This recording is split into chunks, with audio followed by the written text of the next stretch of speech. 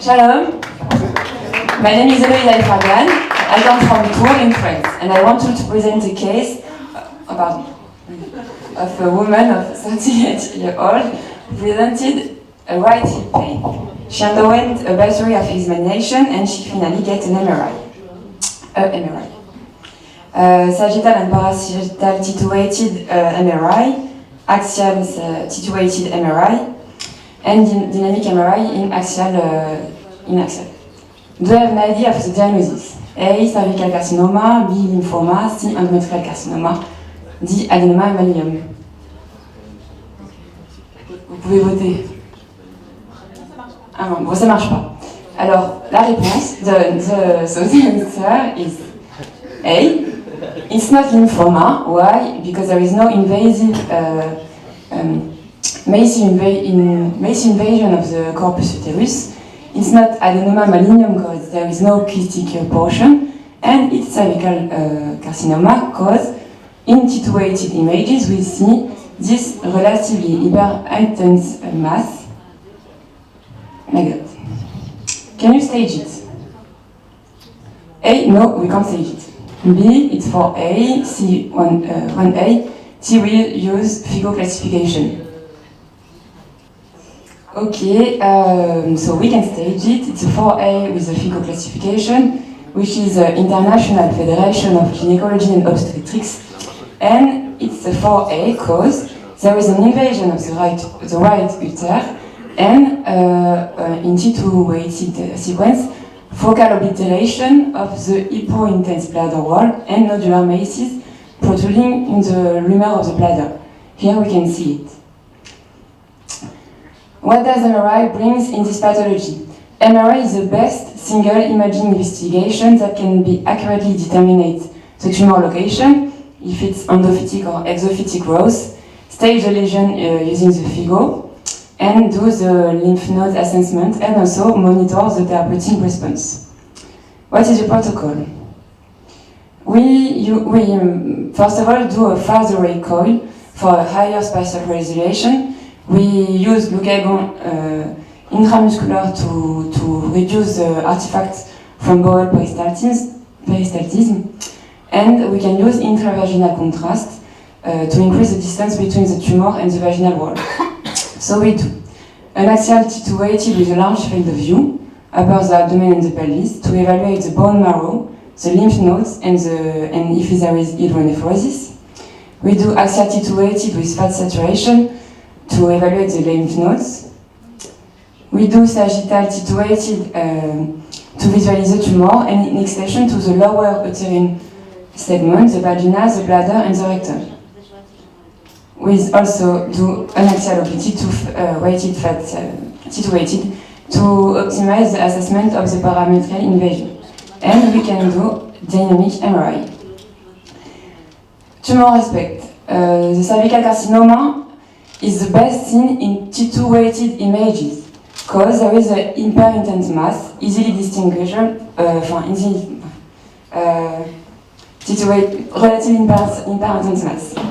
On T2-weighted images, here, the tumor is iso-intense, and on dynamic MRI, what is important, the small tumors may enhance homogeneously and earlier than the normal cervical stroma. What to know about the cervical carcinoma is the third most common gynecologic malignancy. It affects women in midlife. Half of the patients are before the age of 35 years old. There is some risk factors like papillomaviruses.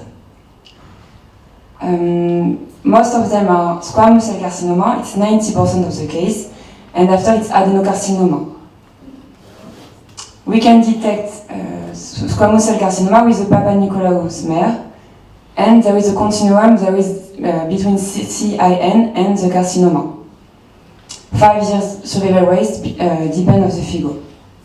It's 90% for stage 1 and 17% for stage 4. What is FIGO? FIGO is assessment of the tumor. We have to know that the cervical cancer spreads by direct extension to contiguous structures like uterine corpus, vagina, parametrium, and or through lymphatics to regional nodes. Important prognosis factors like lymph node status, tumor size, and histologic grade are not included in the FIGO staging system. There is some difficulties of assessment, which explicate that there is some errors between the clinical assessment and the surgical assessment. And the difficulties are from the parametrial invasion, pelvic side wall invasion, estimation of tumor size, and evaluation of lymph node metastasis. Treatment-dependent FIGO. The young woman with 1A or 1B can have trachelectomy. For 1A to 2A, you can do radiotherapy or surgery. But if there is some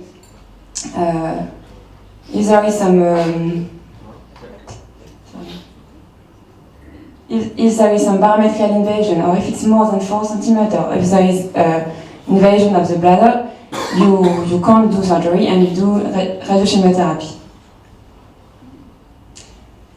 Lymph nodes are super important because you can add adjuvant radiation therapy, and if there is lymph node invasion, there is parametrial invasion for sure.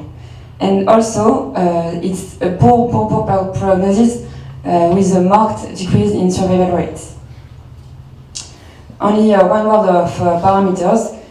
You can think that there is invasion of parameters with edema or hemorrhage before biopsy, but you have to trust the anatomic landmark.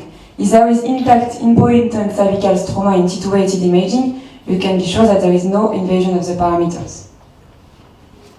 And only one word of recurrent disease. The recurrence is most common in the first few years after diagnosis. Most of the time is in the pelvis, and most common in the vagina. You can find lymph nodes, and you have to be careful with the post-irradiation changes.